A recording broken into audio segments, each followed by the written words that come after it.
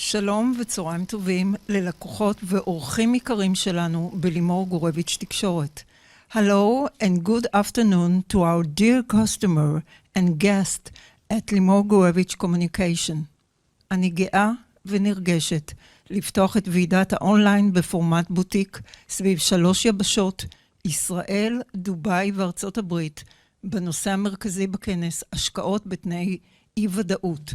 I'm proud and excited today to open the online conference in boutique format around the 3 continents around the global, Israel, UAE, Dubai, and US, on the main topic investment under condition of certainty.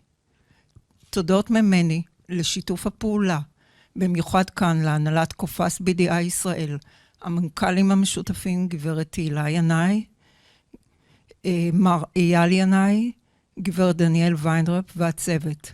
קופס דובאי, מר חסן בנור, העומד בראש קופס מזרח תיכון ודרום אפריקה, וידידנו בפירמת עורכי הדין הבינלאומית, בייקר בוטס, שלהם זו פעם ראשונה להשתתף בכנס בישראל, אכן זו זכות גדולה עבורנו.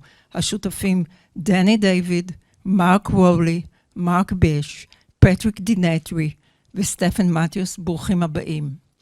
Thanks for the collaboration, especially here to the management of Kofas BDI Israel, the CEO, Ms. Tihila Yanai, Mr. Eyal Yanai, Ms. Daniela Vrandrup, and the team, the management of Kofas Dubai, Mr. Hassan Binur, and our friends at international law firm Baker Boots for the first time join this conference in Israel. Indeed, a great privilege for us. And thanks to the partners, Danny David, Mark Rowley, Mark Wish, Patrick Dinetri, and Stephen Matthew, and all the team. Welcome to Israel. בתקופה זו שהעולם נמצא בסוג של כאוס ואי-ודאות, הבנו שניתן ונכון לפעול כיום יחד כקבוצה בינלאומית כדי לקדם מטרות חברתיות, בריאותיות, עסקיות ומשפטיות, תוך פיתוח שיתופי פעולה חדשים במזרח התיכון. During this time, when the world is in a kind of chaos and uncertainty, we realize that it is possible and right today to work together as international group to promote social, health, business, and legal goals while developing new collaboration in the Middle East. השנה, אנו נאלצים לקיים כנס ייחודי זה בערוצי הדיגיטל, ומקווים שבקרוב נוכל להיפגש איתכם גם פנים אל פנים. אנו בלימור גורביץ' תקשורת לשירותכם תמיד. אני לא רוצה להאריך בדבריי ואעביר את זכות הדיבור להרצאה המרכזית הראשונה שלנו, של מר אייל ינאי, מנכ"ל קופס BDI ישראל. אייל, בבקשה. This year we are first to hold this unique online conference on digital challenge and hope that soon as we'll be able to meet you face to face as well.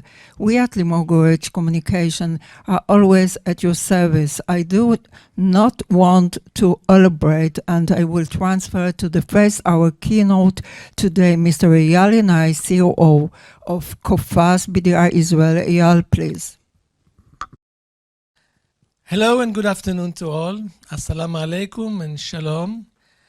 It gives me a great pleasure to introduce highlights of the Israeli economy in view of the peace treaty with the UAE. I call the presentation Opportunity Knocks because it appears that the scope of possible cooperation between Israel and the UAE is vast, and really the opportunity knocks. So let's briefly understand the Israeli economy. Israel belongs to the OECD and is considered a high-income member. The population of Israel is 9 million, and our per capita GDP is $41,000. Israel is ranked AA- by Standard & Poor's, and it's a stable ranking. And COFAS Business Climate Ranking, which I will explain later, is A2. The World Bank Doing Business rank puts Israel in 35th place out of 190 countries. The microeconomic indicators of Israel are very good. First and utmost, despite the COVID-19 crisis, the country's rating was not changed and remained at AA-. The balance of payment current account as a percentage of the GDP is stable in Israel over many years, between 3 and 4%. And the inflation is low. Okay, in the COVID-19 environment this year, it turned negative, 0.5%, but generally it's low and stable. And the public debt as a percentage of the GDP before COVID-19 was 59.9%, a very good, solid indicator. So as I said, Israel is ranked 35th in the world in ranking of ease of doing business, but it is also important to break it down to different elements to understand how doing business in Israel really works. So in paying taxes, we are ranked 13. In protecting minority investors, we are 18. In starting a business, 28 in the world, and in resolving insolvencies, 29. We are 35 in dealing with construction permits, and generally speaking, the average is number 35 out of 190 countries. At COFAS, we rank all countries in the world in terms of our assessment of the business climate. And Israel is ranked A2. The A2 of COFAS means that company reports, when available, are reliable, that debt collection works reasonably well, that institutions generally perform well, and domestic market is widely open. Business climate relatively stable, but could be improved. That's an A2. On this note, I can share with you that not only the COFAS A2 rating shows very good economic ecosystem in Israel, we also in COFAS BDI introduced in April 2019 the FICO model of scoring credit risks of individuals. And here again, when we score the Israeli population, all the Israeli population, the score is very good comparing to worldwide comparison, with 76% of the population receiving a FICO score of above 660, which is considered very good or excellent. So the population and the economy are really good. Generally speaking, we entered the COVID-19 crisis in a very good position. The GDP has been growing on average 3.4% over the years, for most years, bar the 2009 crisis. And as seen before, the ratio of public debt to GDP has improved constantly since 2004, reaching 59.9% in 2019, a good performance. Since 2004 and onwards, our balance of payment current account shows a surplus, always a surplus. And also if we look at the labor market showed improvement with the participation rate and employment rate rising constantly. Unemployment is going down, participation rate is going up. Also within the framework of COVID-19, we see that in comparison to many countries in the world, Israel's economic effect of COVID-19 was manageable. Look at Q2 growth in 2020 versus Q2 of 2019. Obviously, there was a massive minus of 7.8. But if we look at Spain reaching minus 21.5 and Italy minus 18.5 with the USA minus 9, we see that the Israeli figure is still very reasonable. And when we go to Q3, the drop was merely 1.4% compared to 2.9% in the USA, 8.7 in Spain and 4.7 in Italy. So it shows good results even in COVID-19. What is the structure of the Israeli economy? So as mentioned over the years, the economy has developed into one driven by high technology, and we are labeled startup nation.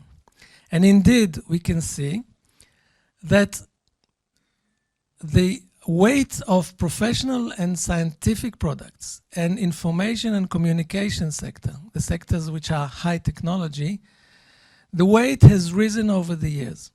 From 2006 to 2019, over a 13-year period, the weight of information and communication as a percentage of the GDP has gone up from 8.6% to 12.6%.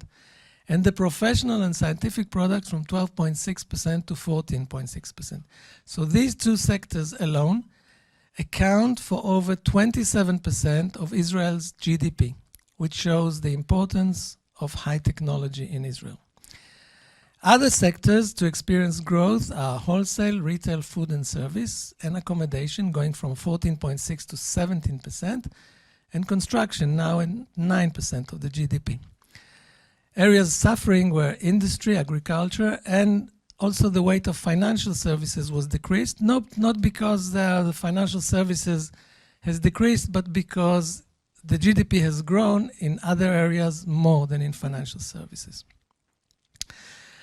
The news of the treaty between the UAE and Israel found the nation very excited, and the pillars of the agreement include a visa agreement, a trilateral investment fund between USA, UAE, and Israel with over $3 billion of private sector-led investment, aviation agreement, and investment promotion and protection of investors. As a matter of fact, the cooperation is already here and now. Here are just a few examples of cooperation. Now we have to remember that the agreement is only a few weeks old. And within those few weeks, so many corporations have already started. It's amazing. Dubai Insurance and Harel Insurance have signed an agreement. DP has signed an agreement to buy stocks in the privatization of Hyperport. MBZ UAI signs an MOU with Weizmann Institute on research. The Emirates and NBD and the Bank Hapoalim signed an agreement. IPEX signed both with Sheba Medical Center and with Terra agreements. And the Dubai Diamond Exchange and the Israeli Diamond Exchange also signed a cooperation agreement. So we see the potential is vast and the cooperation are only starting to emerge. Such a potential has materialized in previous years. And as the Israeli investors knows very well, because Israeli people and Israeli business people have been going worldwide over the last few years. Just a few examples. Intel bought Mobileye for $15.3 billion. Google bought Waze for $1.1 billion.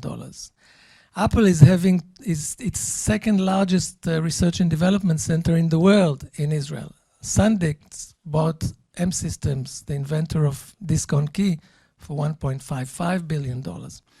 And Covidien bought Given Imaging, the inventor of the CAM pills, for $860 million. So cooperation is exciting, and business people on both sides can be excited at the potential and the prospect. And based on the questions we already received from business environment, we can be sure that business and personal traffic and cooperation from both sides will be on vast scale. To try and quantify this, we conducted a survey among few hundreds business personalities in Israel. And here are the results. We asked them, will peace with the UAE impact your company? A massive 82% said yes. 82% said they will be impacted by the agreement. Have you started examining business opportunity with the UAE? 43% said yes already after a few weeks of agreement. 48% said they will start soon. So almost every business in Israel is looking for this opportunity. Do you intend to visit the UAE? We asked in the coming year, and 43% said yes, and 43% said maybe. And what business fields in the UAE are of interest to you? 32% are interested in some kind of cooperation in the agricultural field, and 19% in real estate. 10% says high-tech, and 2% says the finance sector. We asked, have you operated in the UAE directly or indirectly before? Amazing, 22% said yes before the agreement, probably undercover. And will you consider having a company conference or vacation in the UAE? 26% said yes, 50% says too early. So what we are seeing here is that we are expecting massive cooperation. And finally, with this massive cooperation, we are here to support you. And let me enlarge on how. We can provide immediately trade credit insurance on Israeli companies and UAE companies across the board through our sophisticated network of COFAS, having energetic, professional, and fast-growing branches both in the UAE and in Israel. And in addition, we have the largest database of information on Israeli companies, know-how and connections with all leading companies in Israel. We can help you find the companies, and we can help you check the risk of doing business in Israel. Thank you very much. A very warm welcome from all of us at Baker Botts. We're delighted that you can join us for the Finance and Law online conference, where partner Mark Bish and Special Counsel Patrick Daintree will be presenting Baker Botts, an overview of doing business in the UAE. Without further ado, over to you, Mark and Patrick.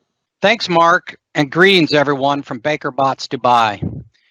Patrick and I will now provide an overview about some key doing business issues in the UAE.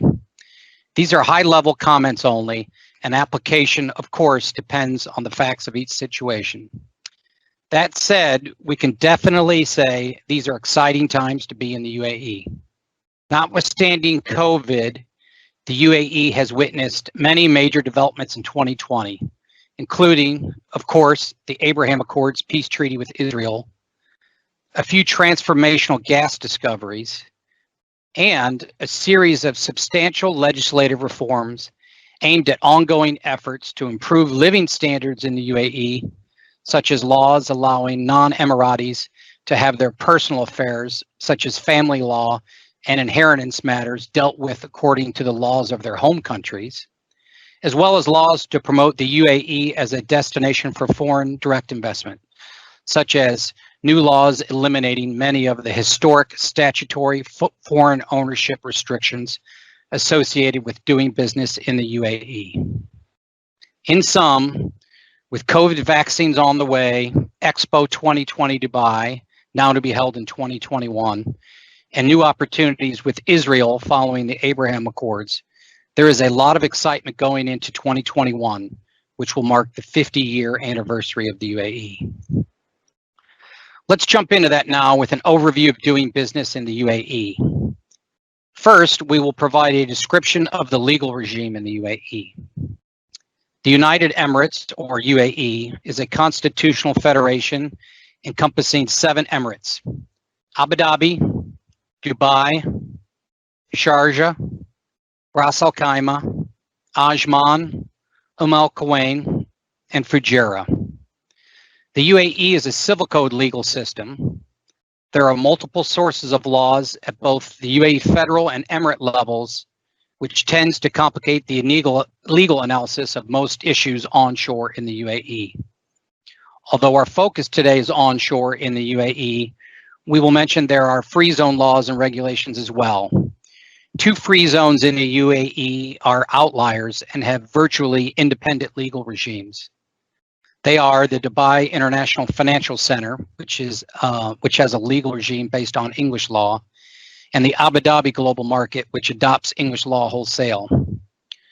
Both the DIFC and ADGM are opt-in jurisdictions, so should be considered for governing law in your contracts, subject to certain exceptions where local onshore law is mandatory, as we will discuss later. Also, onshore in the UAE, there is no organized collection of case law available for guidance on legal matters. And in any event, case law doesn't constitute binding legal precedent in the UAE as it would in a common law jurisdiction. So what's the key takeaway about the legal system in the UAE? It's a civil code legal system with multiple sources of laws and no binding legal precedent. So it's difficult to state with certainty how a court in the UAE would decide any particular matter. Thus, consult with counsel. All right, next we'll discuss doing business alternatives. And for this, I'll hand over to my colleague, Patrick Daintree. Thanks, Mark.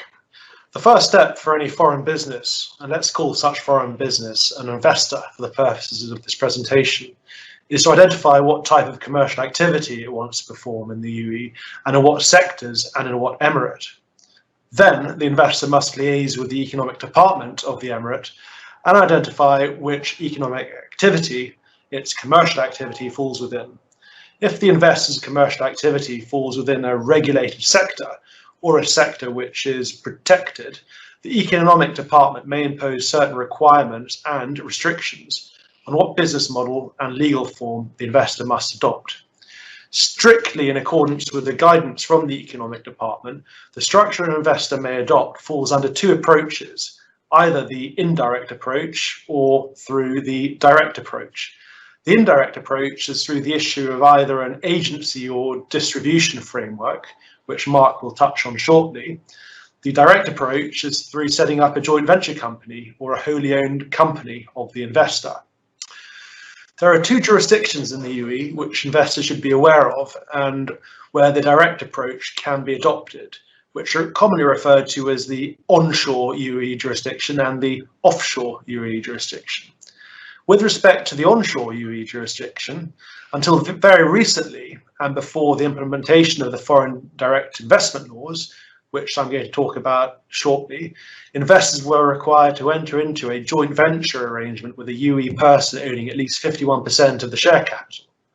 Investors would then prepare complex contractual arrangements to ensure that the operational and economical control and the distribution of profits would benefit the investor alone, notwithstanding the share capital allocation in favour of the UAE person.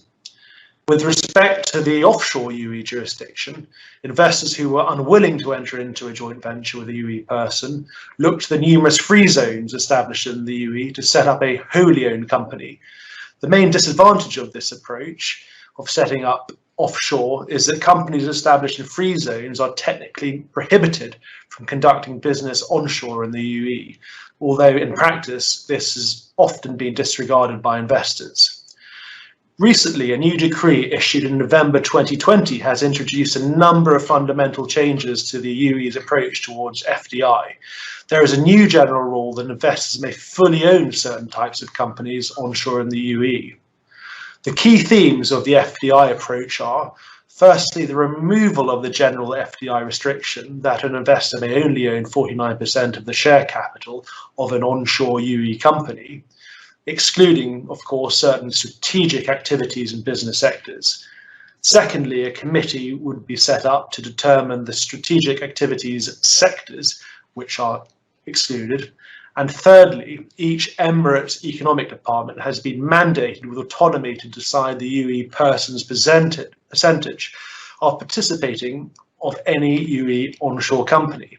So the key takeaways here are the FDI rules are very new and the trickle-down effect into practice will take some time as new systems and procedures are implemented by the committee and each Emirates' respective economic department. And the jury will be out to see what the committee determines will be strategic sectors closed to investors, but candidates will surely be the defence and energy sectors. Back to you, Mark. Okay, thanks, Patrick. Our next topic today is agency legislation and protections in the UAE. Like most of the Gulf Cooperation Council countries, the UAE has commercial agency laws providing qualified commercial agents significant rights and protections by law. These cannot be waived. The UAE is the most agent-friendly jurisdiction in the GCC, and there has been very little liberalization to this, unlike many of the other GCC countries. Historically, only UAE nationals or UAE companies wholly owned by UAE nationals could act as commercial agents and qualify for these protections. This was liberalized to a very limited extent in May 2020, when the commercial agency law was amended to allow for public joint stock companies with at least 51% of UAE national capital contribution to act as commercial agents. However, the pool of TJSCs is relatively small, and the relaxation of protections to foreign principals was limited to this fairly narrow amendment. Otherwise, the key protections available to qualified commercial agents under the UAE commercial agency law remain. Its formidable statutory rights include statutory exclusivity regarding territory in relation to some or all of the Emirates and the types of goods or services covered, termination indemnity, which includes lost profits for termination or even non-renewal without justifiable cause, which can be very difficult for a foreign principal to prove, and exclusive UAE governing law and dispute resolution. So our key takeaway about the commercial agency law is be careful when engaging third-party intermediaries to represent you in the sale of your products or services in the UAE, whatever the name of that relationship, whether it be a distributor, a sales representative, franchise, or other name. Okay, next we will move on to everyone's favorite topic, taxes. Patrick, over to you.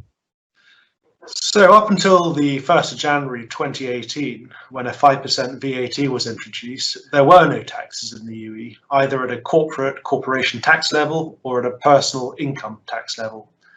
The UAE tax position is very different to other members of the GCC. For example, the KSA has developed a very sophisticated corporation tax and withholding tax regime. Although today there is only VAT, there are, however, a number of what we would refer to as hidden taxes in the UAE, an example of which would be the high yearly fees which UAE corporates have to pay the UAE government in order to sponsor their employees and obtain residency visas and work permits. So really the key takeaways from the tax section is, as the UAE continues to diversify away from oil revenues, it's only a matter of time before other taxes are introduced, the first of which will likely be a form of corporation tax. So it's very important for investors to plan for this introduction when preparing their business plans for their UAE operations. Another signal that the UAE is putting in the groundworks of corporation tax is that it has recently introduced economic substance regulations to ensure that companies operating in the UAE generate profits commensurate to their business activities, with a view to satisfying certain requirements which the UAE must in order to comply as a member of the OECD, and also in response to the EU's recent business taxation assessment of the UAE's tax position. Back to you, Mark. Thanks, Patrick. Our next topic is employment and immigration at a high level. As with most other issues, one needs to make a distinction between employment onshore in the UAE or in one of its many free zones. Our primary focus today will be onshore employment relationships. For this, there is a UAE labor law that governs employment relationships. Termination rights vary depending upon whether the relationship is a fixed or open-ended duration. However, exposure to wrongful termination is capped and thus determinable in advance, which is useful. All employees onshore in the UAE must have an employment agreement registered with the ministry, and statutory employee rights such as end of service gratuity and annual leave cannot be waived or reduced. Most free zones follow the UAE labor law. However, there are outliers, again, primarily the DIFC and ADGM, which have their own special purpose labor regimes. Employment relationships are often tied to immigration, i.e. residency, sponsorship by employers, unless the employee is otherwise sponsored for immigration purposes.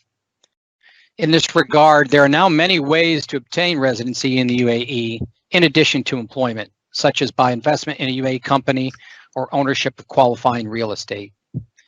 These categories for residency in the UAE are expected to continue to expand as part of additional ways to promote foreign investment in the UAE. So our key takeaways is that the UAE is a fairly employee-friendly jurisdiction. However, there is not significant employer exposure to employees, and there are multiple ways to obtain residency in the UAE, in addition to employment. Now I will hand it back over to Patrick to discuss some contracting matters in the UAE. Thanks, Mark. So the UAE Civil Code provides that contractual provisions should be given their true meaning, and the principle of freedom of contract generally prevails, subject to the contractual provisions not conflicting with a mandatory provision of law. Parties are generally free to contract as to limitations or allocation of contractual liability. But note, if a dispute does arise, a party may request that the court modify such contractual agreement toward contract damages based on the actual loss incurred by a party, and courts in the UAE exercise their discretion to do so liberally. Only actual, proven and direct damages are generally awarded by the UAE courts or in any contractual claim, and in general, a waiver of consequential damages for contract liability would be enforceable under UAE contract law, but not for a tort liability. Parties who try to include provisions in their contracts excluding their liability in relation to tort, e.g. negligence and gross negligence or willful misconduct, are not effective. And in the UAE, there is an obligation to deal in good faith implied in all contracts under the prevailing laws. So the key takeaway from this section is that, similar to the Four Corners doctrine in the UK, the concept that contractual provisions should be given their true meaning is a cornerstone of UAE contracting, subject to such provisions not conflicting with any mandatory provisions of UAE law. Back to you, Mark. Okay, thanks, Patrick. Now on to our closing, the inevitable topic of disputes. There are a wide range of dispute resolution alternatives, both onshore possibilities, local courts or arbitration, and in the free zones. Again, free zone courts or free zone based arbitration. We'll go through some of the advantages and disadvantages. Advantages of onshore courts are that they can be quicker than arbitration for some types of claims. Enforcement of judgments in the UAE and wider region should be relatively straightforward. We've seen historically no major issues of bias, even in cases involving public bodies, but there is an area of exposure in terms of the courts relying heavily on experts. And local litigation can be relatively cheap, but not always. Disadvantage of onshore litigation is that it usually is fairly slow. It's not well suited to technically complex cases such as construction and engineering disputes.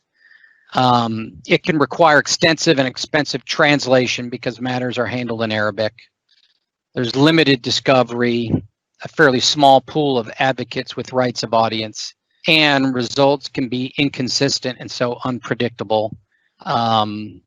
So as a result, a lot of parties tend to prefer arbitration for resolution of certain of their disputes. And in this regard, arbitration is very well recognized and common in the UAE.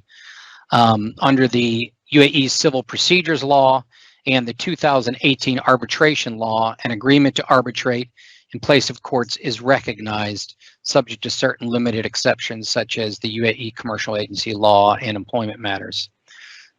In terms of arbitration, there are a range of options available for arbitration in the UAE, both institutional and ad hoc. The advantages of arbitration are fairly similar to arbitration in other jurisdictions. There's a global enforcement regime pursuant to the New York Convention. There's confidentiality of arbitration proceedings. Arbitration allows for the selection of a tribunal that is well qualified for the subject matter of the case. Arbitration is seen as a more neutral forum for the resolution of disputes. However, time and costs are not always a significant advantage of arbitration. Disadvantages include that, further to my prior point, arbitration can be expensive and fairly slow.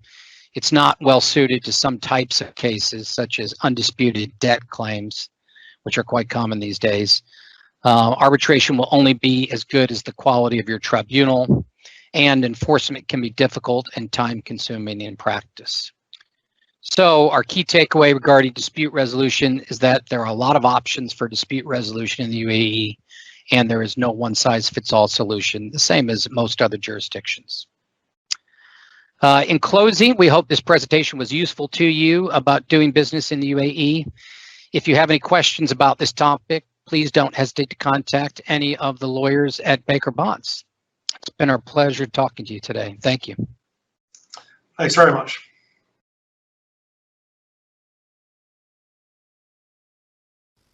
Okay.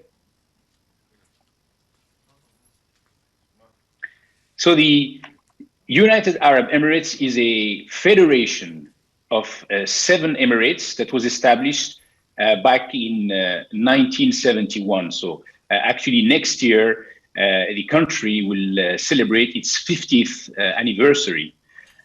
What's interesting to note about this federation is that obviously it has a unique currency which has been pegged to the US dollar since 1997.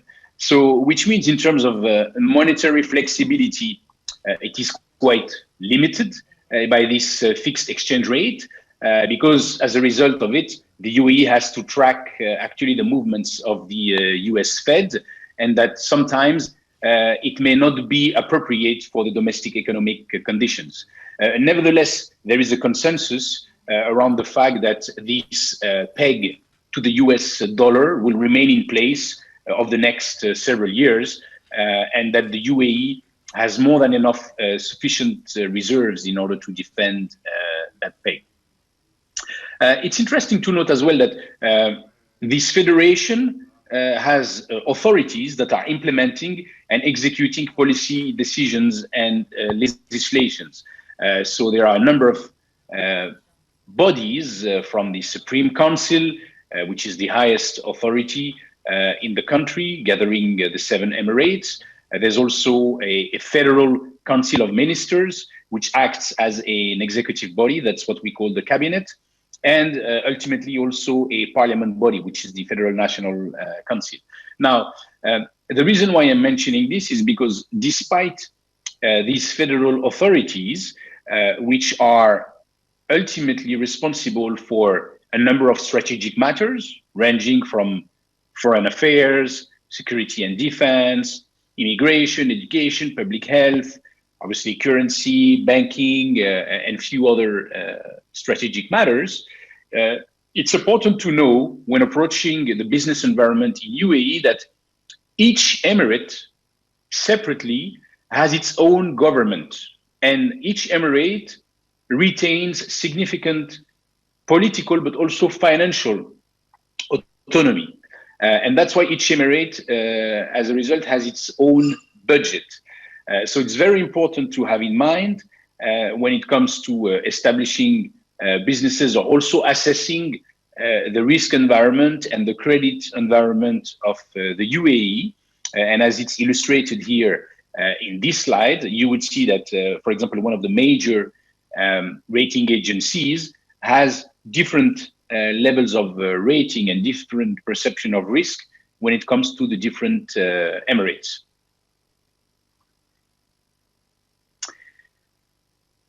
Abu Dhabi has the largest economy in the UAE compared to other emirates. However, UAE as a whole is considered as relatively well diversified in terms of economic structure, especially when it is compared with its other GCC neighboring countries. If we talk about Abu Dhabi itself, it's known, the Emirates, to be one of the largest reserves of oil around the globe. And naturally, as a consequence, its economy is quite concentrated on the hydrocarbon sector. Nevertheless, when you look at the rest of the non-hydrocarbon sector, it's well diversified, with the construction sector being quite strong. There's also a strong financial services sector, notably with some notorious sovereign wealth fund, just to name a couple, the Abu Dhabi Investment Authority and Mubadala as well. And there's also a decent defense sector. Dubai is quite different in terms of economic structure. The contribution of oil is very small and limited, but Dubai is obviously a regional hub for trade, finance, and aviation. As a result of this, it's obviously particularly exposed to lockdown and restricted travel that have been implemented in this COVID-19 year. Real estate also is an important sector for the Dubai economy. Although it has been declining over the recent years, it remains a quite strong sector.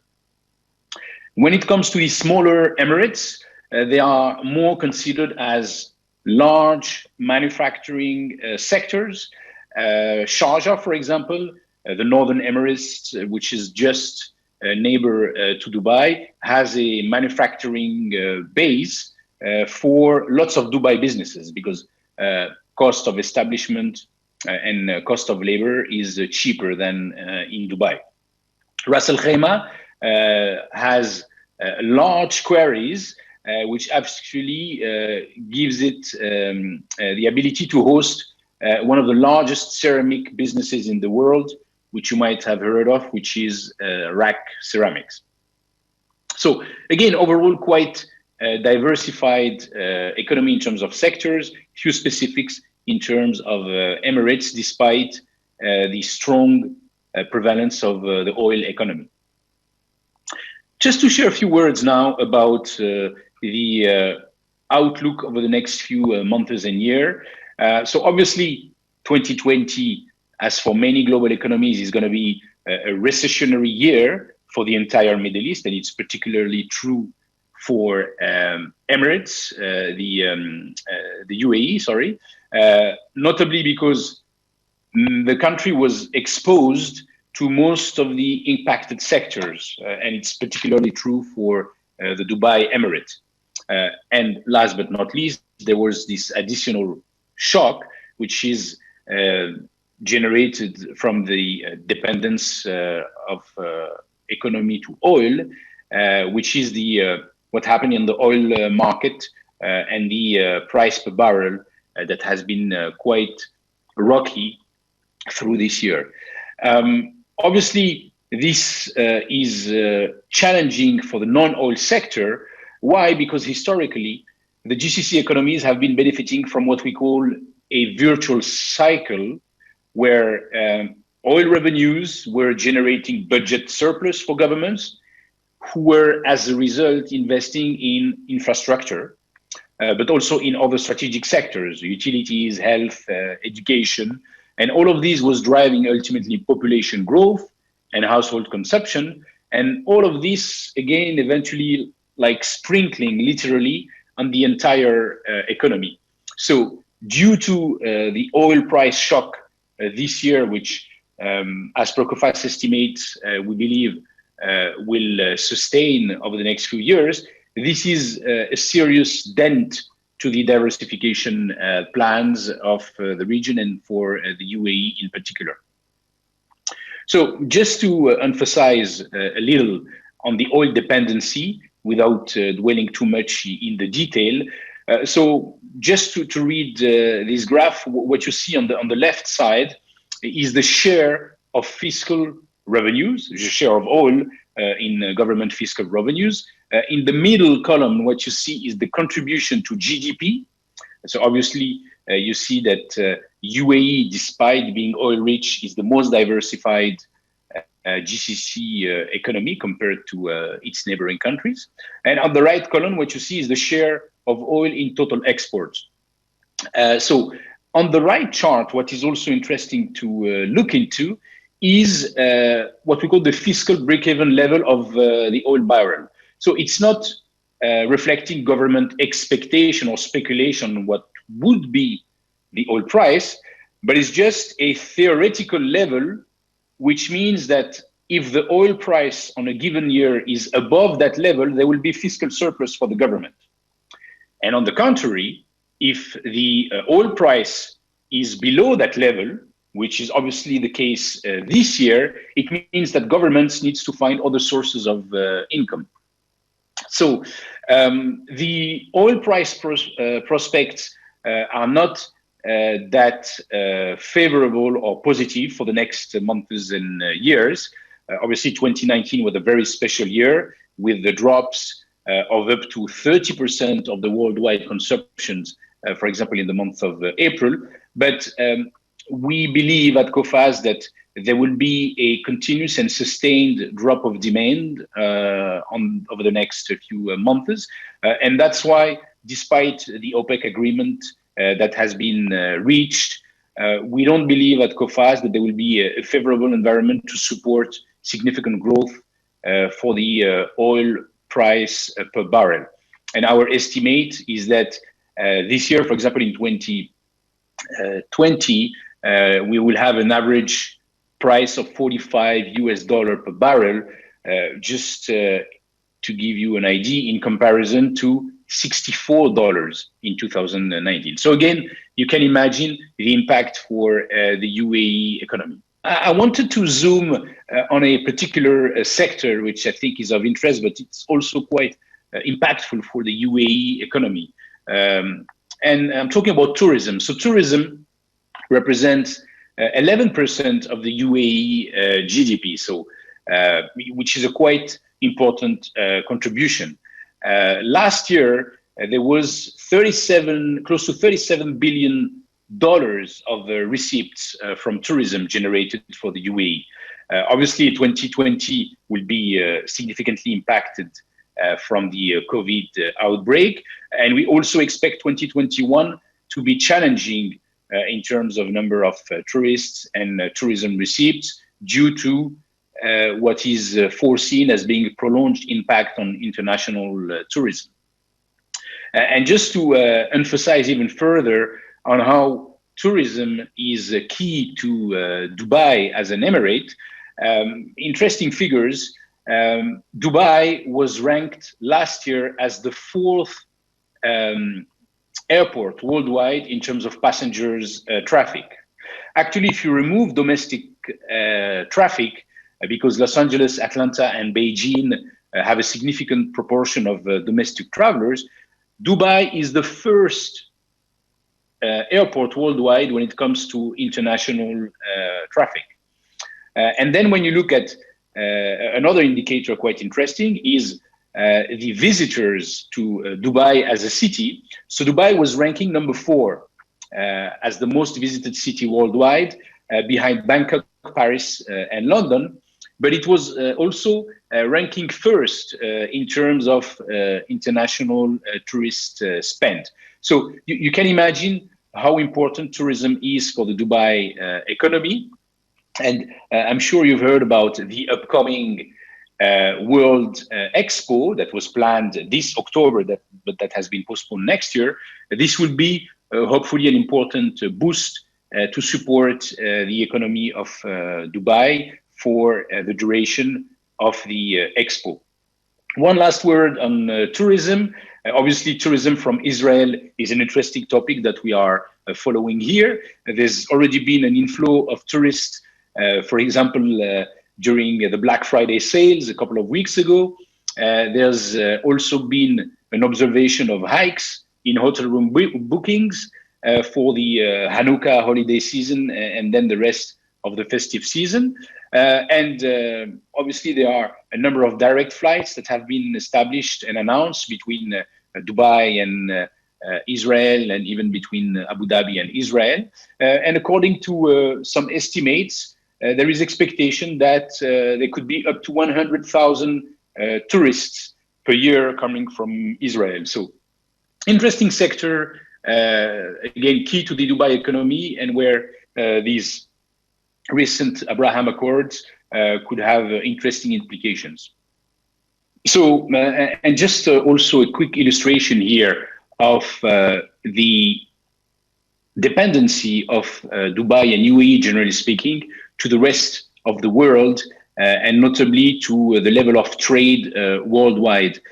So if you look at Dubai port activity, and notably one of the largest ports in the world, which is the Jebel Ali port, actually Dubai as a whole ranks as the first and largest container port outside of Asia.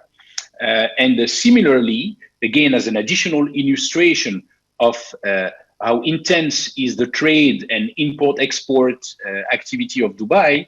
When it comes to international air freight airports, Dubai here again is the biggest hub for air freight, closely followed by Doha, outside of Asia.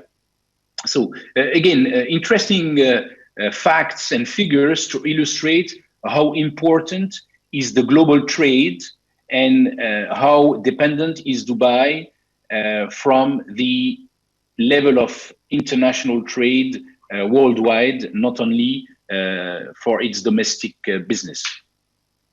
So I'd like now to share with you a few words on how COFAS is established in the Middle East and in the UAE in particular.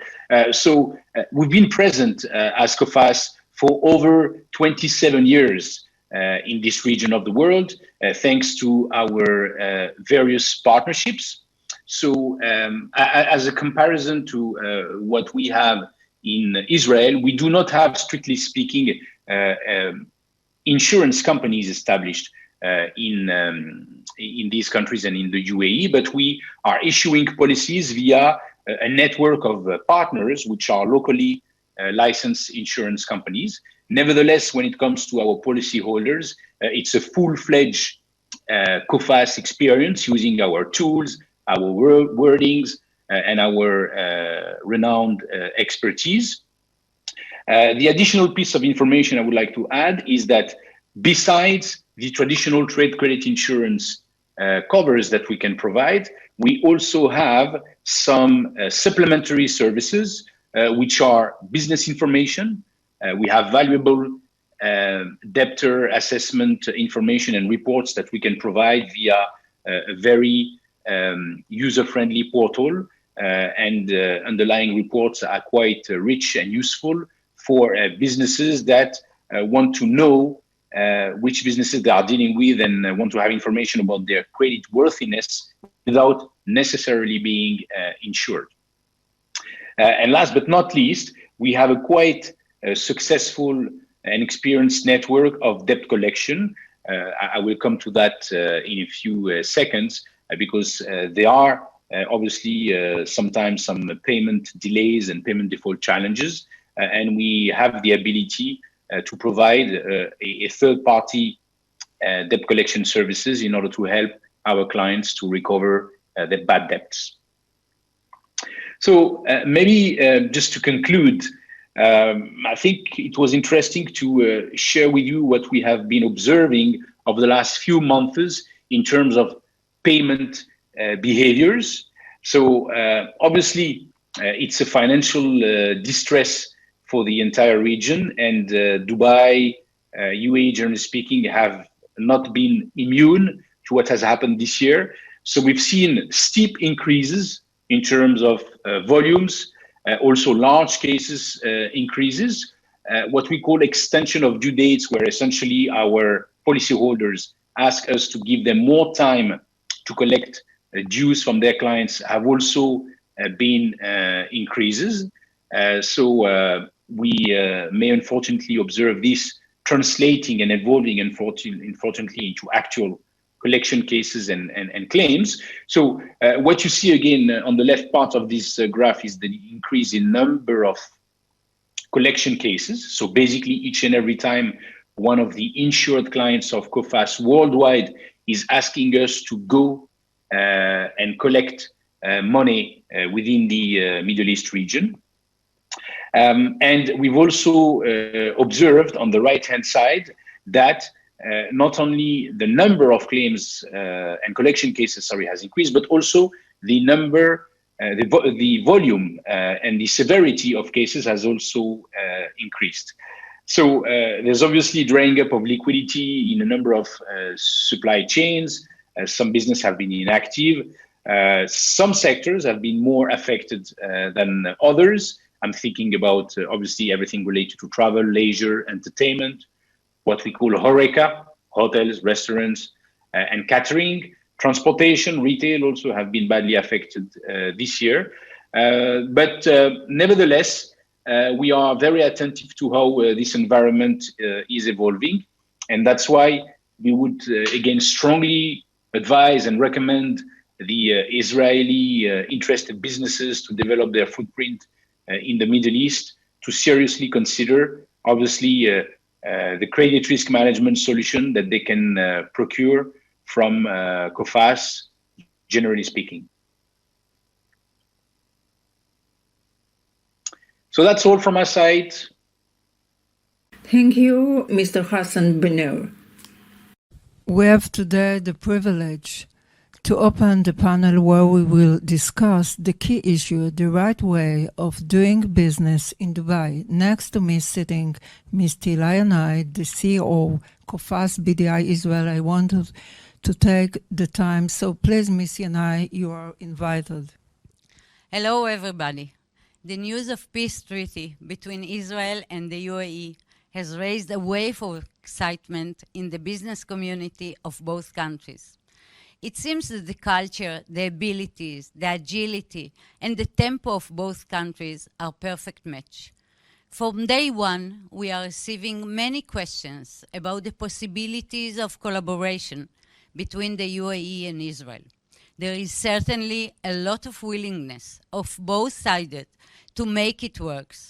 I would like to introduce myself. My name is Tehila Yanai. I am co-founder 30 years ago of Israel's leading business information company, BDI. BDI was later purchased by COFAS and nowadays is COFAS BDI, the largest business information company in Israel, providing business, consumer, and marketing information. My past experience include many years as a lecturer of economics at Tel Aviv University, as well as participation as member of the boards in Israeli companies involved in industry, construction, and finance. The structure we created in Israel is now serving and helping us to manage the activities of COFAS in the areas of trade, credit insurance, and information. We would like, therefore, to provide our small contribution to the process by conducting a question and answer session for both countries. Over the past few weeks, we gathered from business communities questions regarding the business ecosystem in each country. What can be done? What should be avoided? And where the opportunities exist. We hope the question and answers will assist in making good and solid cooperation between the countries. The first question will be answered by Hassan Benoir, COFAS CEO, Middle East and Southern Africa. Hi, Hassan. Could you please give us some tips for conducting business negotiation with the UAE? So, I think one first needs to highlight that the UAE population is probably one of the most diverse population, certainly in the region and maybe worldwide. As you might be aware, there are close to 90% expatriates in the UAE, which consists in over 200 nationalities that are represented here. So if you look at the bulk of these expatriate population, we can say 40% are Indians and Pakistanis. If you include the neighboring sub-Indian continent countries, namely Bangladesh, Philippines, Nepal, Sri Lanka, it's 60% of the population. Then you have other clusters of population, which are the Arabs, generally speaking, from Middle East and North Africa, that are possibly up to 1 million. You have 500,000, according to estimates, Iranians also settled here in the UAE. And then you have the Westerners, led largely by British expatriates, and then continental Europe, and even North Americans. So the reason why I'm highlighting this diversity of population is because as a result of it, depending on which companies, which sectors you are dealing with, it's very important to make sure you really identify and understand who are the business owners and the decision makers that you will be dealing with, because as you can imagine, the negotiation styles and practices will vary a lot depending on what nationality you are dealing with. Actually, successful businesses here in the UAE usually try to have also a diverse sales force or a management team in order to be able to adapt and to really cater for this diversity in the country. Maybe one last comment. When it comes to dealing and negotiating with the Emiratis, which represent, again, 10% of the population, my advice would be to take your time, to be patient. Decision-making processes do not have the same pace here in the UAE, possibly as they have in other business centers. And I will also add, one should not underestimate the business acumen and the negotiation ability of the successful businesses and family conglomerates that are owned by Emiratis here. 1/3 of the managers who answer our survey are interested in making system and products for the agriculture industry. Is there a good market for that? And do you have special tips for them? Yes, obviously, there are not that many agricultural products that are locally grown, even though there has been development of agriculture over the last few years. So when it comes to agricultural products, the UAE relies a lot on imports. But as you would understand, it's quite a competitive market with many neighboring countries and also other worldwide market suppliers that are trying to access the UAE market. So there would be definitely some opportunities. What I would advise is notably in order to make sure businesses get the best introduction in order to manage the logistic but also administrative requirements when it comes to bringing in products in the country, I would say to partner and access some of the very large scale trading companies that have been established for quite a long time here. You have many fruits, vegetable, but also other types of fresh foods products that are established here, some importers and traders that have been here for several decades and that already have the access to all underlying distributors in the country. So maybe it would be a good entry point. Thank you. Israel is a high-tech powerhouse.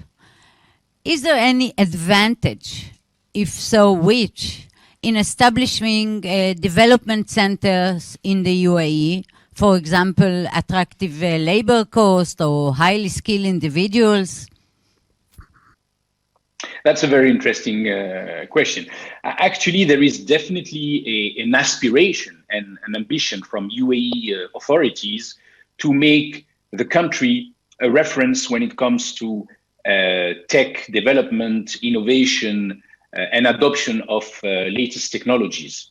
And to that extent, there are many incentives and also an infrastructure with what we call accelerators and hubs for fintech, health tech, and all sorts of new technologies that have been put in place by the respective governments of various Emirates. However, and that's very much a personal opinion, in order to come up and emerge as a powerhouse when it comes to high tech, I would say there are a number of ingredients that need to be there. Obviously, capital investments. And here, I think we are quite lucky that there is capital available and ready to be deployed here in the UAE. You also need entrepreneurs, which is something that Dubai is not short of.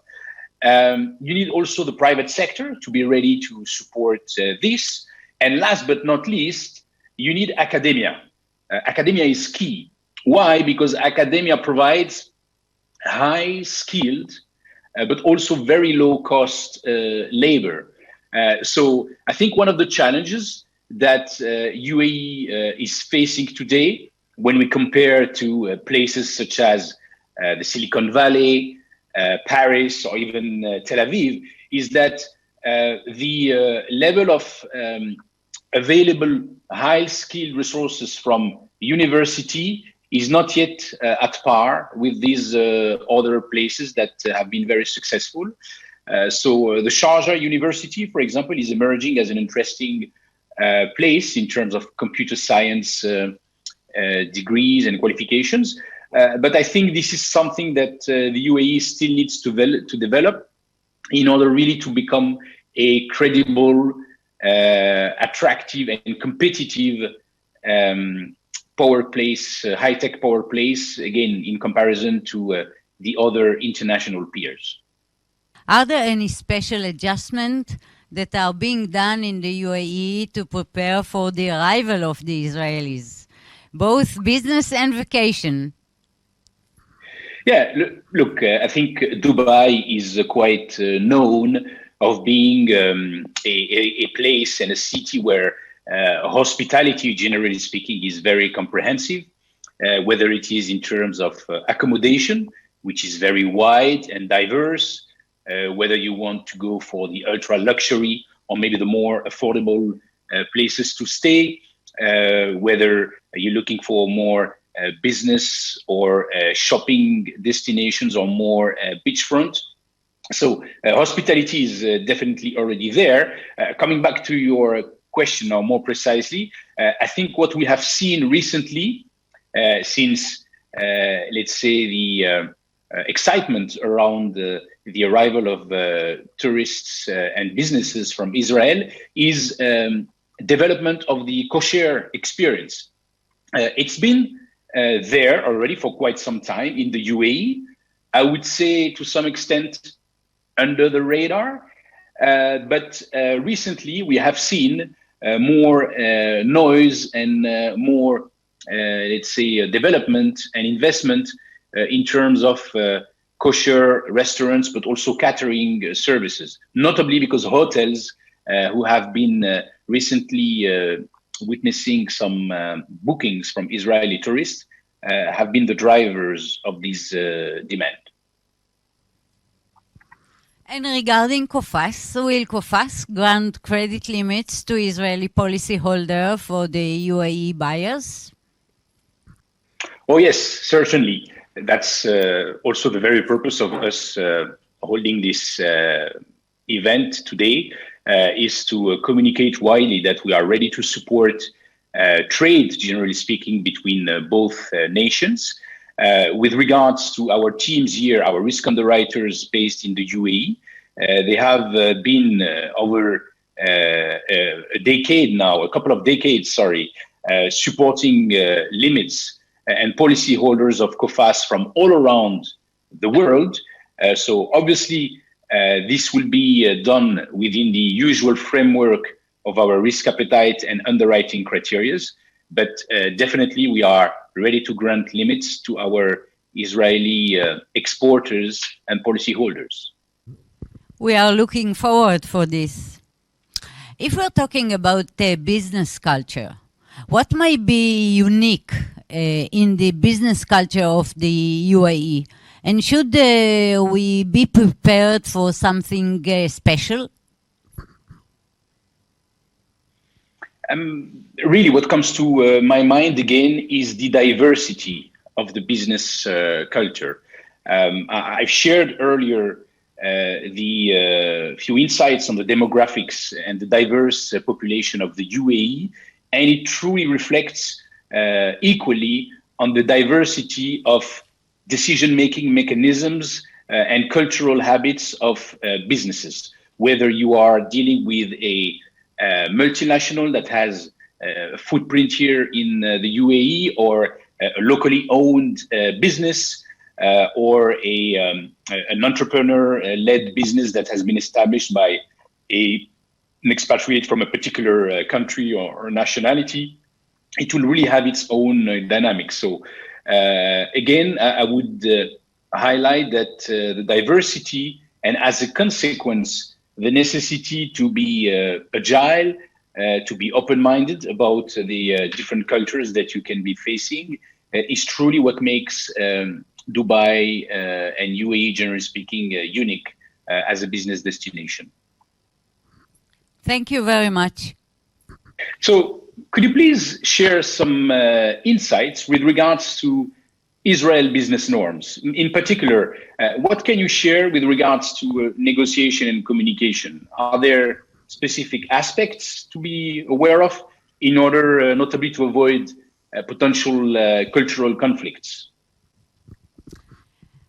Regarding business culture and norms, first of all, let me tell you a tip about us, the Israelis.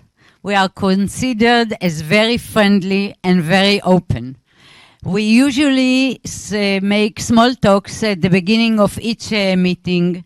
It is very common for us to share even personal information regarding family, hobbies, etc. Like you, our population is small. Almost everybody knows someone connected to another person. Israelis arrived well prepared for meetings and are very direct, as I said before. English is widely spoken in the business community and in government office. At last, but very important one should bear in mind that we are used to negotiate and even tough negotiator, and I must admit we are quite good at it. Okay. What are the major tax regulations companies should be aware of before entering the Israeli market? Okay, so we have the corporate tax, which is 23%. We have the VAT, value-added tax, which is 17%, but not applicable for export. In general, the level of custom and import tax for industrial products is relatively low, whereas for agriculture product and food is quite high.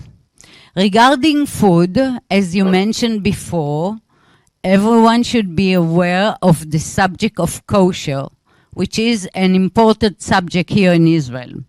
The kosher issue has financial implications because large companies and retail chain will not put on the shelf products without the kosher stamp, as we call it. Israel has free trade agreements with the United States and the European Union, as well as some other countries. These agreements, in general, provide for a zero mutual custom and import tax. I have a question for Eyal now. Can you please share some information about the scale of the COFAS exposure, a number of buyers covered on the Israeli market? Do you have dedicated risk underwriters for the country where these credit limit decisions are taken? Yes, we have a dedicated and experienced team of underwriters in Israel with vast experience and knowledge of the market, and also supported by the largest, most comprehensive database on Israeli companies from COFAS BDI. The decisions are made local with support of the group on large exposures, but we do use our expertise and the database. Our database, by the way, includes information on over 500,000 companies in Israel, and we are actively giving cover in the scope of billions of euros on almost 50,000 buyers in Israel. We have the full team of experts, including commercial underwriting, risk underwriting, claims and collection experts, and customer relations representatives, so we cover the whole scope of the activities. Could you please share some insights on the main imports of Israel in terms of goods and services? Are there particular sectors where you identify opportunities for UAE exporters?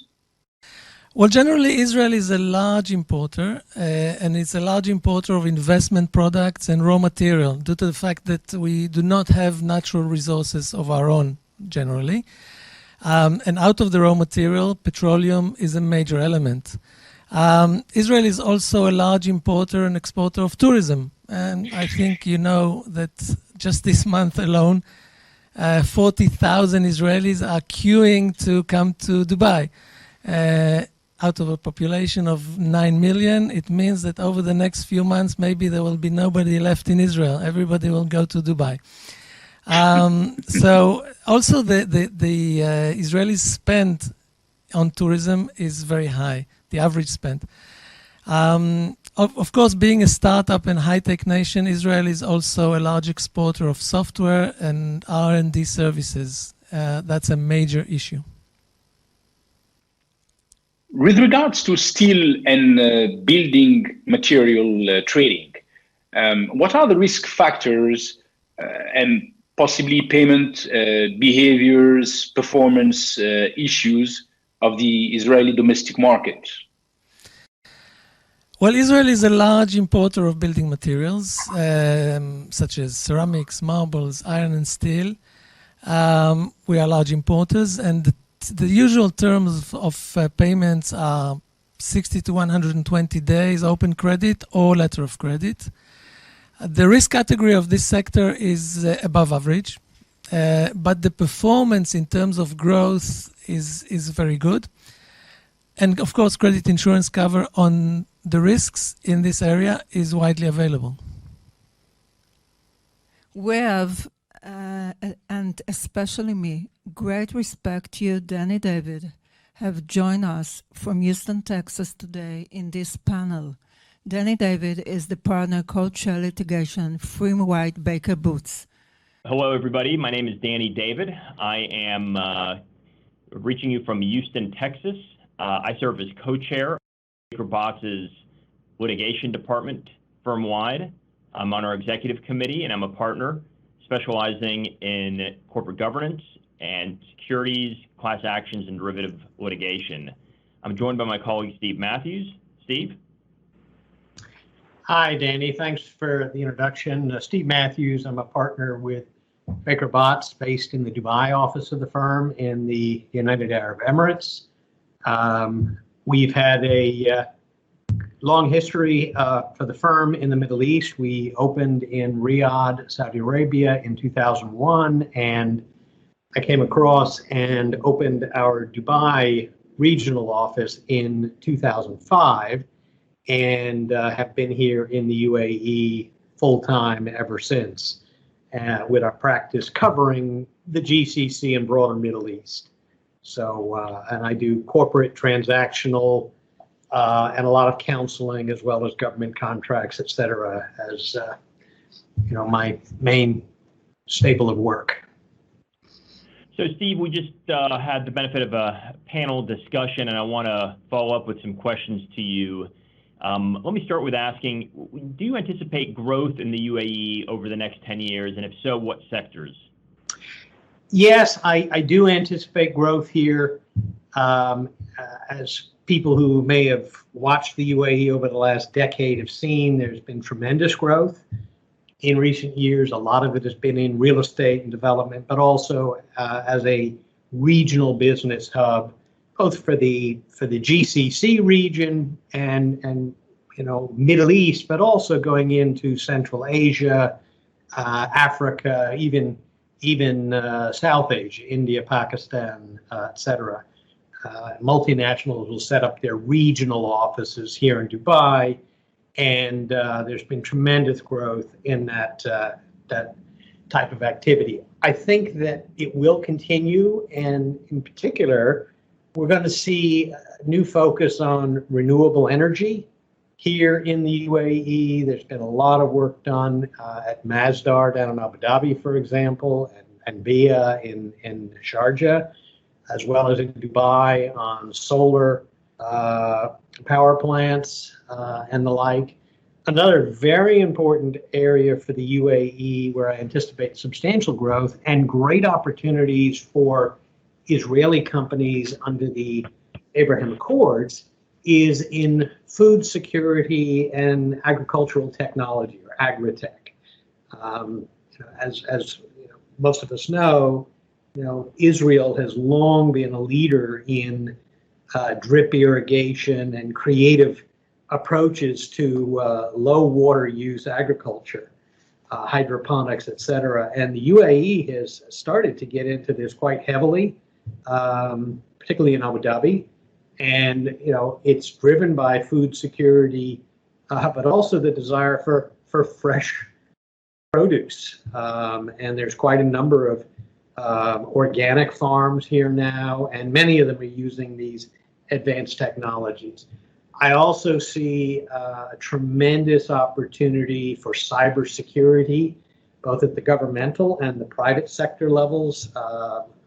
There's been a number of cyber attacks, and the government here is very proactive in dealing with cybersecurity issues. And obviously, Israel has some of the best cybersecurity companies and experts in the world today. And this is an area where there's already been some cooperation between companies from Israel that I'm aware of. And I think there'll be considerably more as the threats increase from certain of the UAE's neighbors. In addition, fintech, I think this is an area where we're going to see tremendous growth. The UAE and Dubai in particular is very much a fast-paced economy with a lot of emphasis on technology and adopting the latest technology. For example, one of the horrors that we in the United States suffer is dealing with the local Department of Motor Vehicles to get licenses renewed and vehicles inspected and what have you. Here, the UAE and Dubai in particular has gone to an online system for much of that registration, has very efficient centers, and really has been pushing e-government in a very big way. And the RTA, Road and Transport Authority, licensing and inspection process is just one example where customers have a positive experience at the equivalent of the DMV, which is unheard of for Americans. But that's an example of the way the government has embraced technology and e-government. So the banking sector is also very active now, has really been investing a lot in artificial intelligence and in fintech. And so I think that's an area of tremendous growth.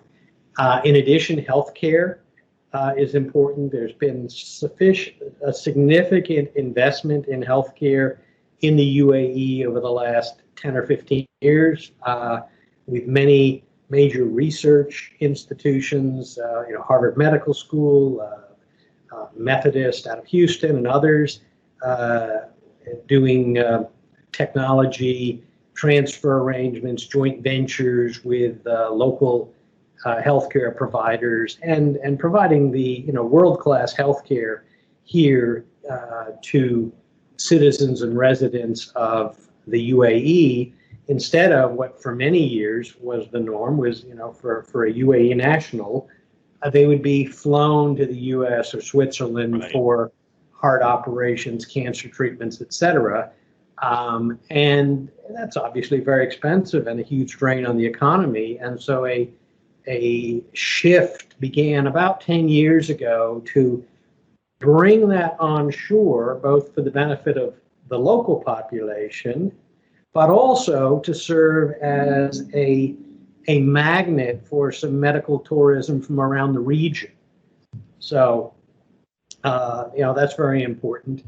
And last but not least, I think you're going to see growth in the tourism and leisure sector, particularly because of the Abraham Accords. And, already we have Israeli tourists visiting as well as business people. And there's just real interest from both countries for visiting one another. So I do see that these will be very important sectors for growth over the next 5 years. And hopefully beyond. Thank you. Let me follow that up. There is nothing more personal and impactful to myself, given my background, than the continued evolution of peace in the Middle East, and the Abraham Accords is a meaningful step in that direction. But governments can only take it so far, and it's ultimately a relationship between two different countries. And so I want to pivot slightly and ask you, we have an Israeli audience watching, what are the most important things for Israelis to consider as they endeavor to undertake business relations in the UAE? Well, it's a very good point. First of all, one thing you have to understand about the UAE compared to many of its neighbors is that the UAE has long been a trading hub. Dubai was built up traders coming from southern Iran, from India, Pakistan, Oman, elsewhere, for hundreds of years.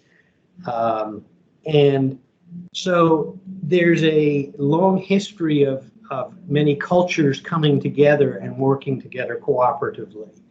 And the leadership of the UAE, and the UAE is a young country, it's just celebrated this week its 49th anniversary. So it's 49th National Day.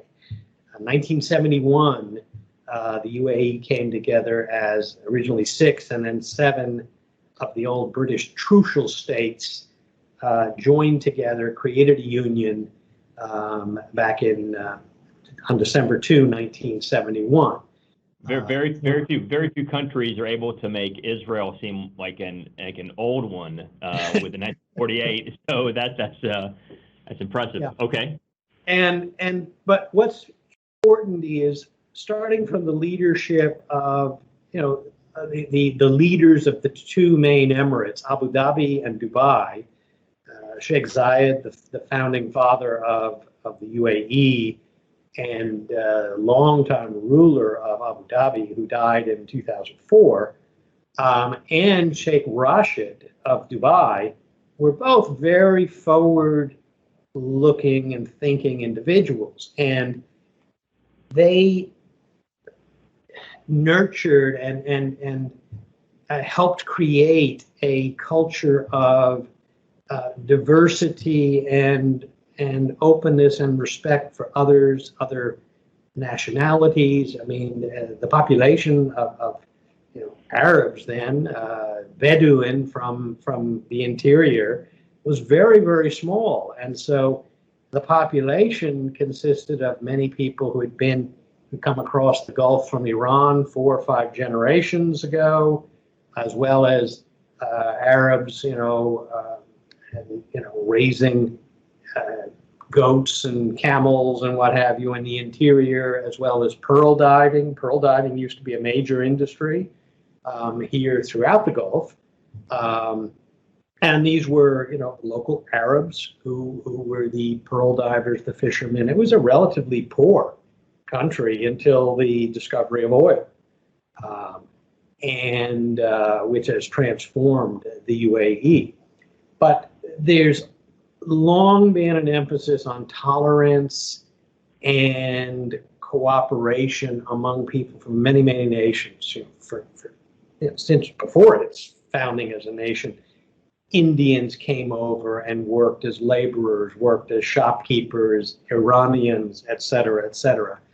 And so that diversity and tolerance in the UAE is really part of the fabric of life here. And it's why the UAE is so different from many other states in the region. It is used to commerce and communication with people from so many different religions and cultures. So that tolerance is very important. And the other thing is that the people from the Gulf region really are generally well informed about their religion, the Quran, the story, and the other books, the Old Testament, the New Testament. And so, there's an interest, a curiosity about Judaism as well as Christianity, because they're common threads. They come from the same roots, the Abrahamic religions, hence the name of the Accords were recently signed. And that curiosity and cultural affinity, a lot of the foods are similar, many traditions are similar, just creates an environment for just more good, healthy dialogue, both on the commonalities as well as the differences.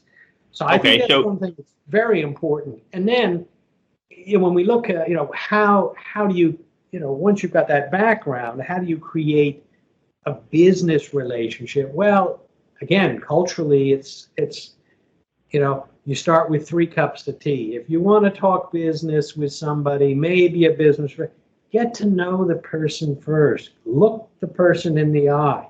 Businesses here in the region traditionally are family businesses run by a patriarch. And they're very personal, very entrepreneurial here, as opposed to big corporate structures traditionally.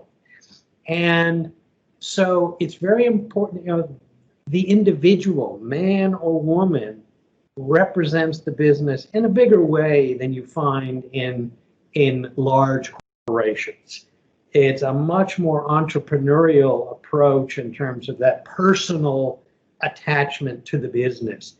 And hence, you have to get to know that potential partner. Drink the cups of tea, get to know him or her before you even talk about a term sheet. It's really, really important. Make sure the chemistry is right. Make sure you're building up a trust. And it also, when you start to get into a discussion, if you have that trust, you visited with their family, they may have visited with yours. Even when the negotiations get tense, you can take a break, talk about family, talk about, some birth in the family or some uncle who did wonderful things. And it breaks the tension and brings things back to the fact that you're human beings trying to create a partnership, trying to work together just like a family. Because, business here, some of it's transactional, but a lot of it is designed to be long-term. You want to create a relationship that will last for decades. That's why it's important to really get to know the people and what they can do. Now, another thing is, look at their experience. Does the person you're having the cups of tea with, does she have experience running a P&L? Or did she just inherit some money and say, hey, I want to go into the design business or the cybersecurity business. I'm going to hire a bunch of software engineers and put it together. Has she ever run a P&L?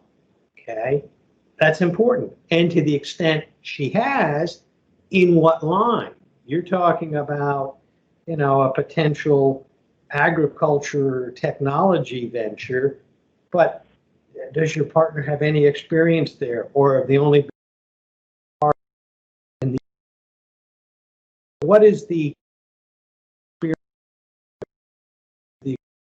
line of business? Have they studied in university agriculture and hence there's a professional interest, or did they grow up on a farm with the grandfather and they have this love of the earth and therefore they want to, take that and expand upon it? Find the common threads and make sure that they exist. And then if you're looking at a business partner who has good business experience, well, not all businesses work out. Not all partnerships work out. Do some research. Find out who their other partners are. Interview some of them if you can. Hey, you've had a relationship for the last 15 years with XYZ company in Germany. Whether with their permission or not, reach out to somebody at XYZ and say, hey, what's it like working with this company here in the UAE? What's your experience been? Have they been, good at developing business, finding opportunities, or do they let you do all the work and they do the mission?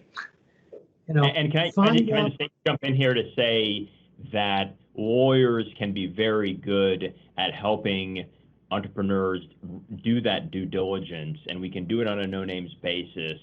And it's a way to insulate yourself from having to solicit tough answers to very tricky questions.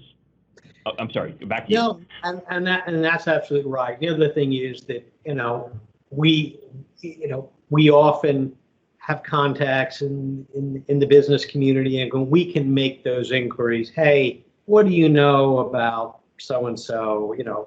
And again, there's sensitivities, but with business networks, you can ask the questions and get a general sense without having somebody violate confidentiality and privacy concerns out of their own business.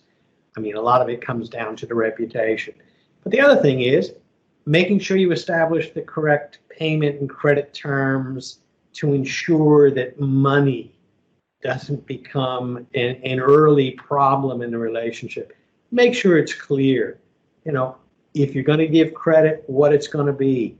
Because this is also a society unlike, and I'm thinking of the United States, where as soon as in business something goes wrong, people rush to the contract, look at the contract saying, okay, clause 4.2.3, you're supposed to do X, Y, Z. Right. And I'll take you to court. I'll say, well, it doesn't work so efficiently here.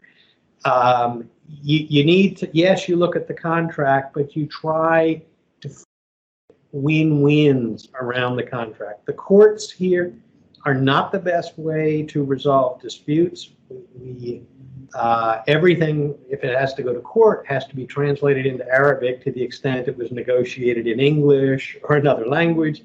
That's a problem in and of itself.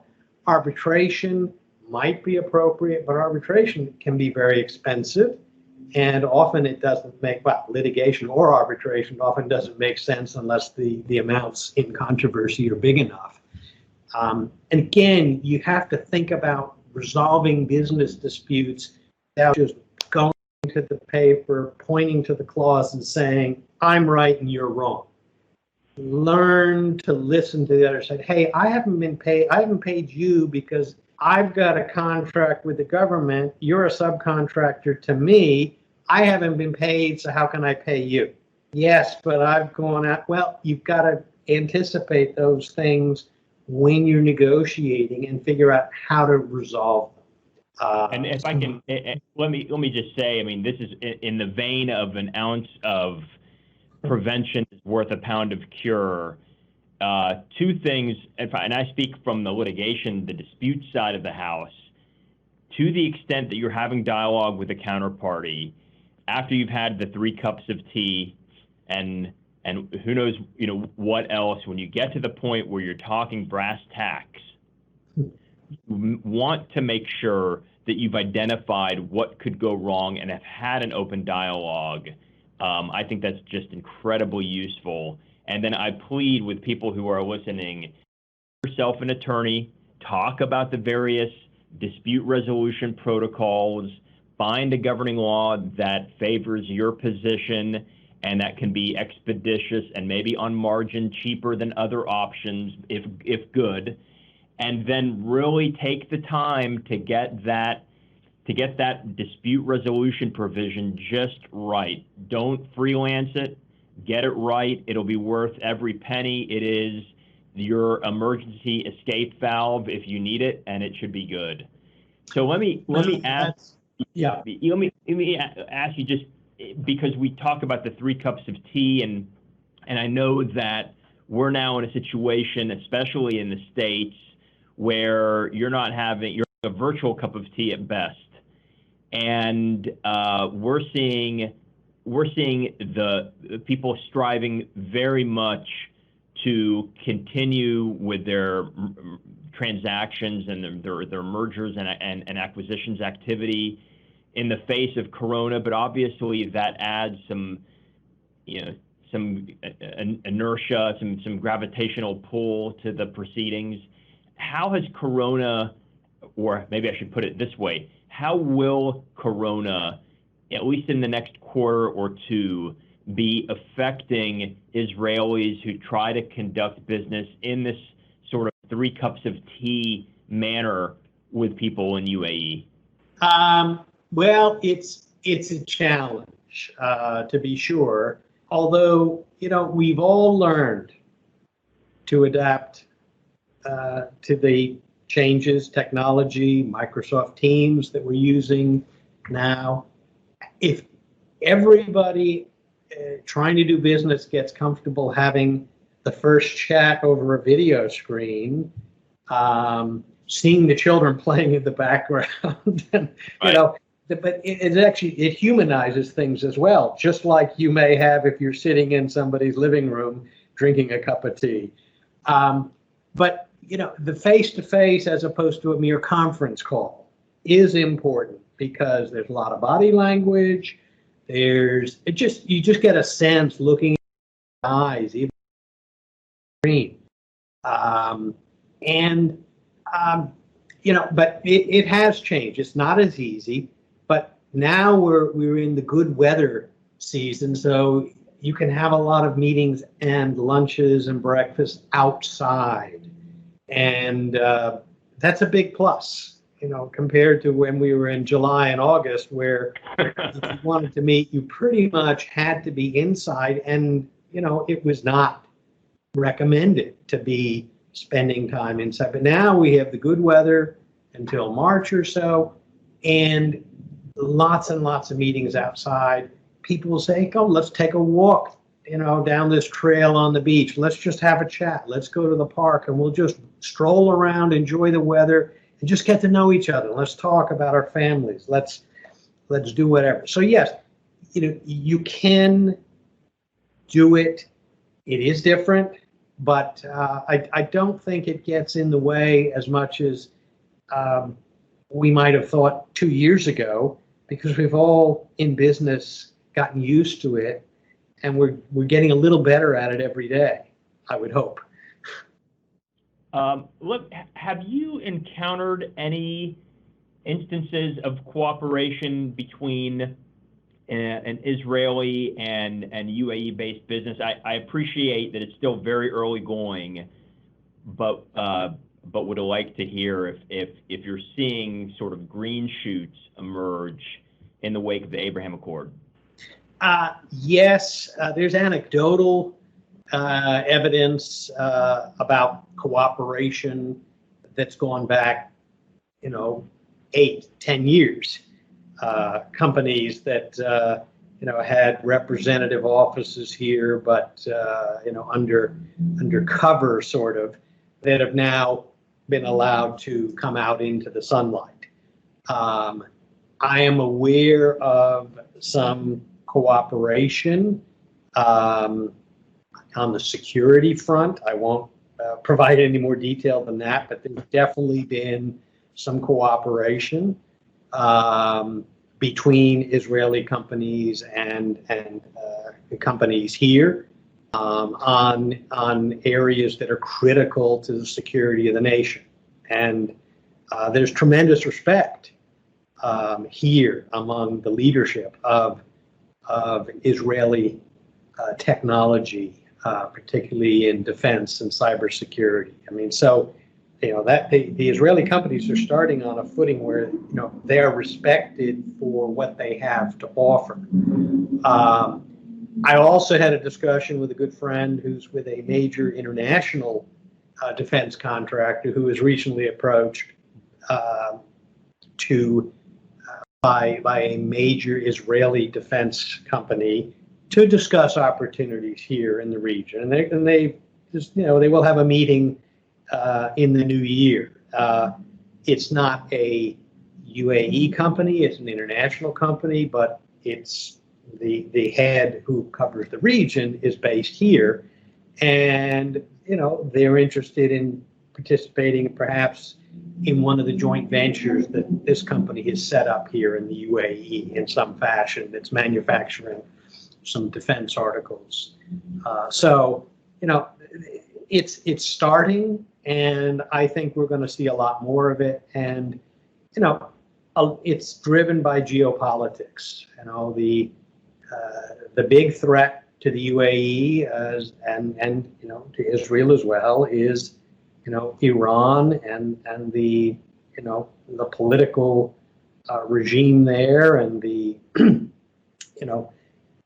the activities that Iran is funding throughout the region to try to destabilize some of the other countries and their governments, and that's one reason behind this is to be able to draw on the technology and be able to have a stronger defensive capability against cybersecurity, et cetera, against those threats. And, that's very important. It's an existential issue here for, the UAE government.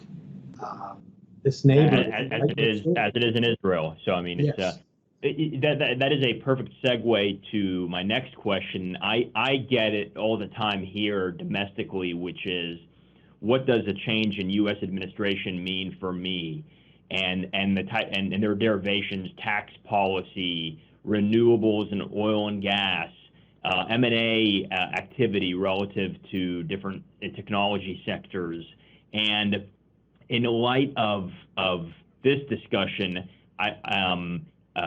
perhaps the Biden administration may have either a different set of priorities or different approaches to issues of foreign policy. I am not going to ask you to prognosticate about the specific policy reforms or policy approaches. We don't have the time, I think, to go into that level of detail. But obviously there is discussion about whether a Biden administration attempts to resuscitate the Iran nuclear deal, the effect that might have on the region, whether Middle East policy is a priority or not. I think the simplest way I can capture maybe 100 questions that come to mind is, are the Abraham Accords here to stay, in your opinion? That is a very challenging question to answer. I would like to think that they are, that we can't put the genie back in the bottle, as we say.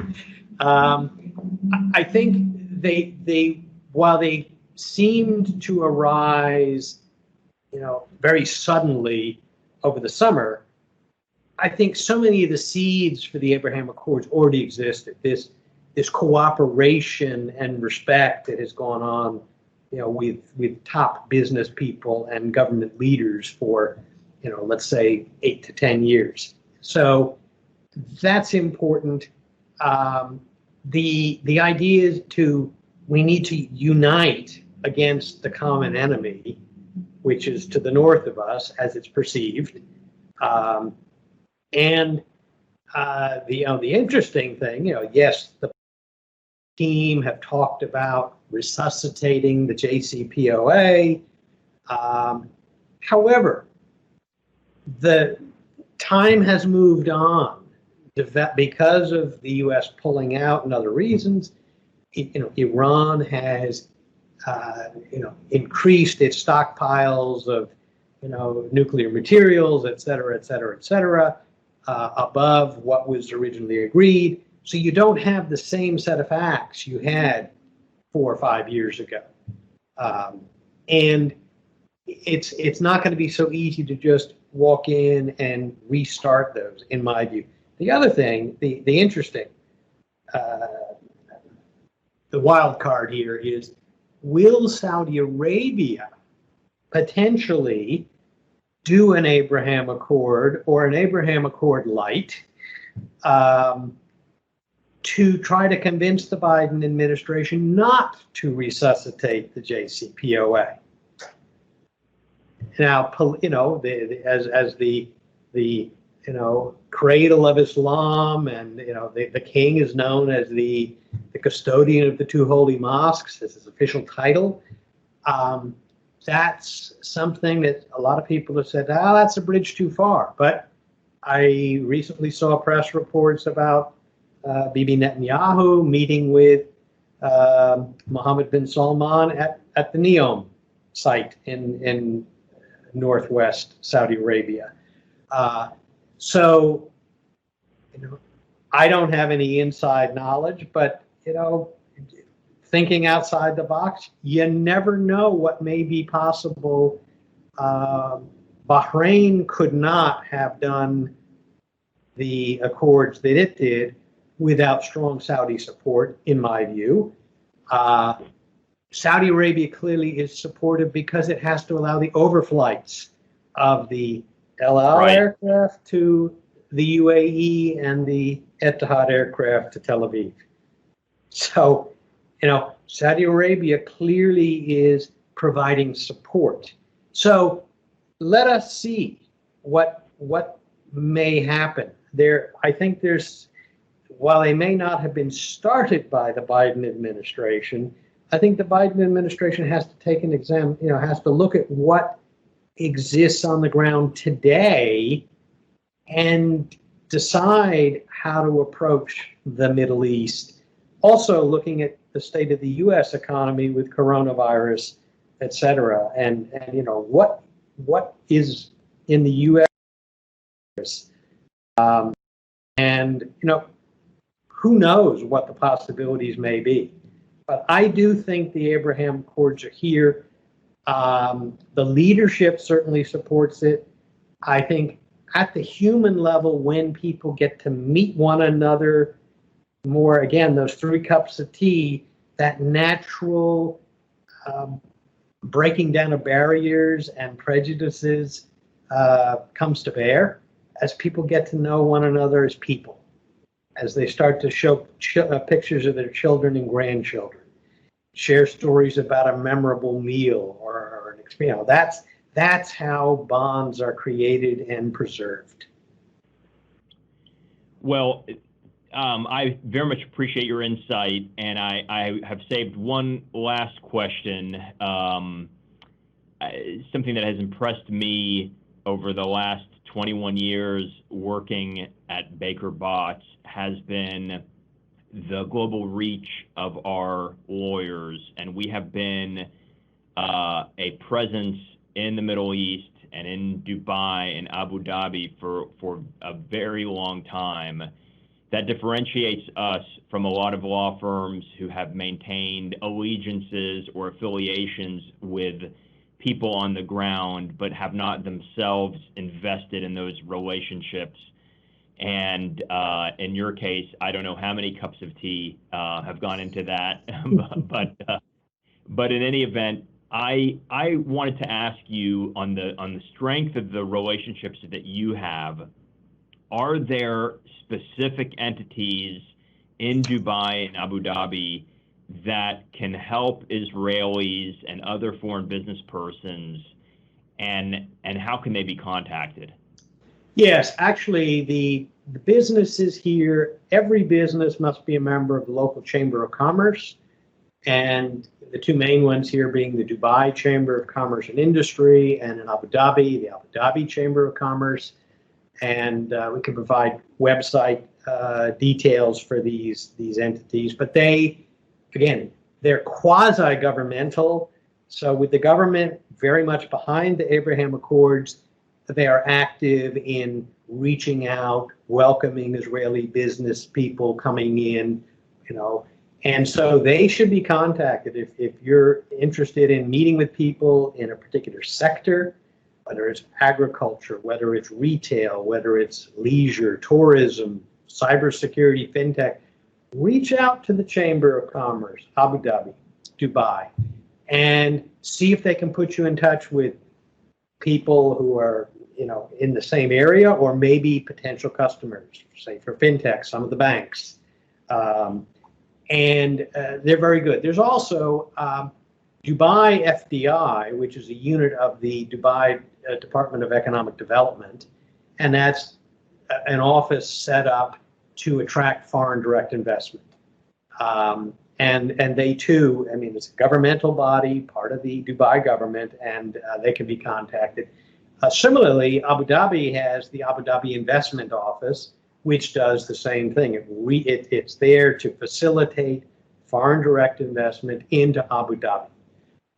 And last but not least is, because we're an American firm, the American Chambers of Commerce. There's an AmCham Dubai, an AmCham Abu Dhabi, and AmCham Israel. I've actually participated in an event recently that was put together by AmCham Dubai, Abu Dhabi, and Israel to talk about opportunities under the Abraham Accords. I sort of led a panel discussion or a discussion networking on opportunities in the energy sector created by the Abraham Accords. And one of the things I raised during that session is, well, obviously there's an interesting cross-border investment. Israeli companies investing here and vice versa.